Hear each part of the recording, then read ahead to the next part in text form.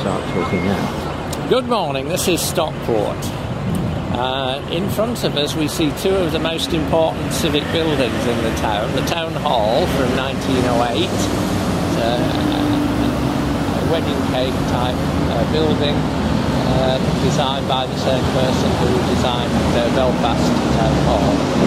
And across the road from it, directly opposite the Town Hall, you see the facade of the former infirmary, which is a classical design, early 19th century.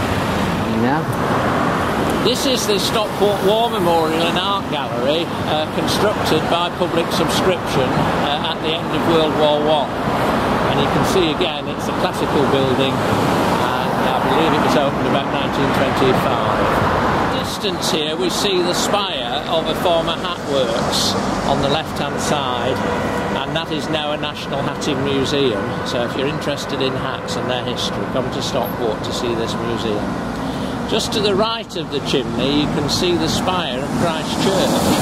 Christ Church was erected in 1845, and that is the only part of the church that remains. Unfortunately the clock has not yet been restored, but it was a clock as large as Big Ben in London. Right. This is a plaque dedicated to Stockport Grammar School, which stood on this site from 1832 to 1915, and they now have their main premises about 2 miles farther down the road to the south on the A6.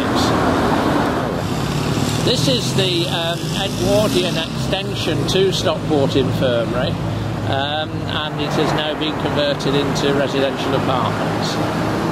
Okay. This is part of the Art Gallery and War Memorial complex. It's an interesting little waiting room on the A6, classical again. This is St Thomas's Church. We are not actually looking at the front of the church because it was originally built when Hillgate was the main road through Stockport. This is the rear of the church, and it was built in the early years after the Napoleonic Wars, when the government decided that there was a deficiency of churches in industrial areas, and to try and prevent revolution occurring, they decided there would be more churches constructed, and this is one of them. This is the rear of St Thomas's Church. This church dates from the early years of the 19th century, just after the end of the Napoleonic Wars. It was built to face Hillgate, which was the main road through Stockport, so we're actually looking at the rear view at the moment. And it was built with government funds because the government had decided there was a deficiency of churches in urban areas, and they didn't want any revolutions occurring, so they provided more churches like this one. Okay, fire away. This building is one of Stockport's 21st century modern design buildings, flat roof extension to Stockport College to house the building and motor vehicle repair workshops. It's zinc clad at the top, and it makes quite a statement as you come down Stockport on the A6 from the south towards the town centre. Right, we're running, yeah. This is the Stockport Masonic Guildhall building, which had a Civic Society Award in 1992.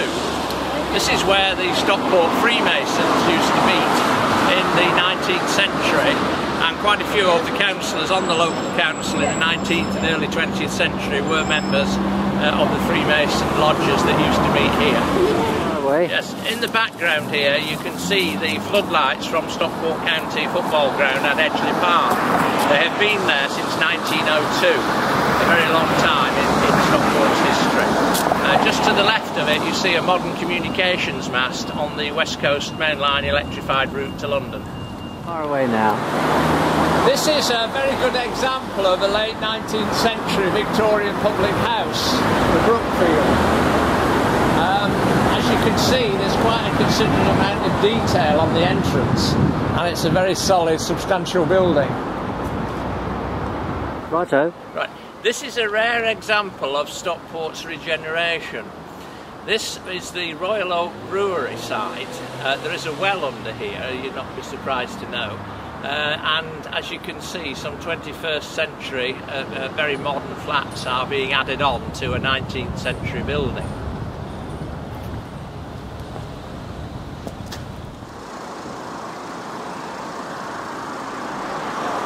Okay. This is St George's Church, a magnificent 1897 church, which you see as you come down the A6 from the south going into Stockport town centre. And just in front of the church you can see a little dome from a late 19th century office development further along the road. This is a rare example of a 1930s public house originally in this part of Hillgate, which was mostly Victorian. As you can see, it now has a new use as an Indian restaurant. Are you far away? This is a 19th century Robinson's public house with a looks to be possibly Georgian type entrance. And just to the right are a row of 19th century almshouses, which have been the only surviving section of Hillgate that did survive the clearances of the 1960s and 70s. These are typical 19th century granite sets, which would have been all over Stockport in the horse-drawn carriage era. Yeah.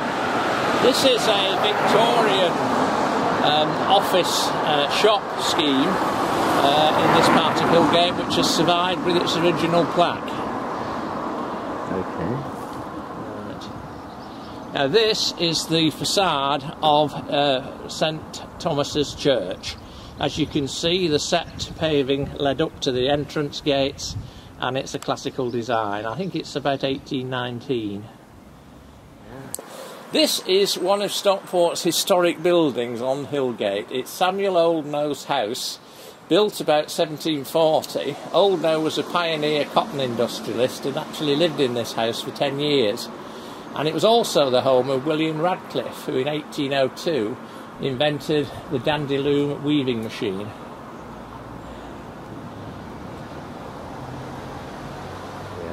This road, Hatter's Court, is so called because on this site stood the Christie hat manufacturers from 1860 onwards. Stockport was famous in the 19th and early 20th century for the manufacture of hats, and Christie & Co. were one of the major manufacturers.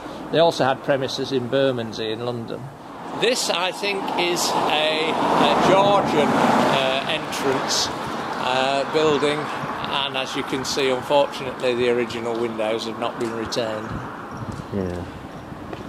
This is the roof's gable of one of the many public houses that there were in the Hillgate area in the late 19th and early 20th century.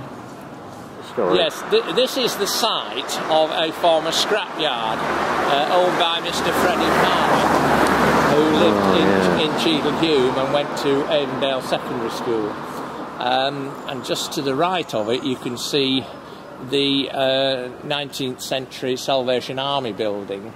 This was a very poor area of Stockport, and this was one reason why the Salvation Army came here, to prevent people from spending their money, not that they had a lot, on drink and gambling. Yeah, this is a rebranding of Broads, who were rag and bone merchants. In 21st century terms, you described them as recyclers, and this was their HQ here in Hillgate. They had stables at the back of this building. This is Alberta Street, where you can see an attempt has been made, albeit that the houses were rebuilt in the 1930s to create a Victorian landscape with the 19th century lanterns. This is another form of public house on Hillgate, now used by a firm of architects. I don't know what it's like because I've never been in. No. This is the Sun and Castle public house, a 1930s rebuilt structure.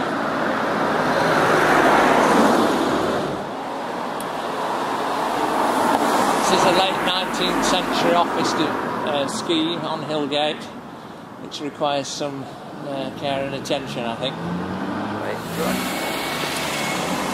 This is the former Black Lion public house, now used for offices. Late 19th century again. I'm now. Yes, this is Strawberry Studios here, a very important 1960s and 70s and even up until fairly recently recording studio in the history of popular music in Stockport and indeed in the country as a whole. This is Lee Street Police Station, opened about 1958 by R.A. Butler, who was then the Home Secretary. It is closing in September 2012. And we don't know what the future holds for this building.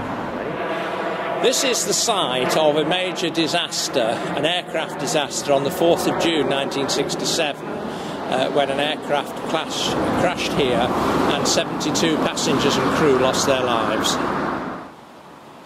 This is Hope's car. Yes. This is quite a unique feature. It is the only crane in Stockport. And it's indicative of the very small amount of regeneration that has actually occurred here. I actually suggested to Graham about that he might like to do what you were just doing now.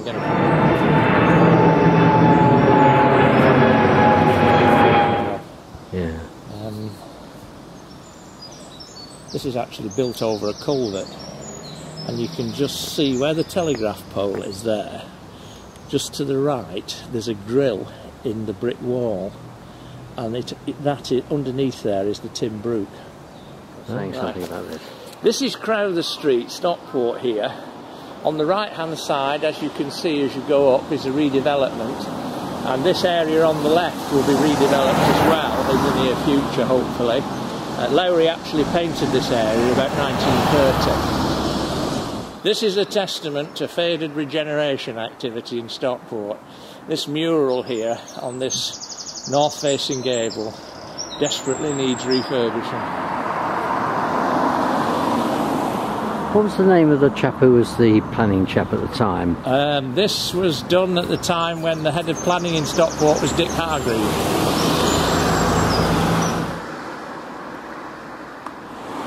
This here is part of the Georgian heritage of Stockport. This was the main road from London through Stockport to the north until 1824, when Wellington Road, the A6, was constructed. And as you can see, they have a downspout here which dates to 1715.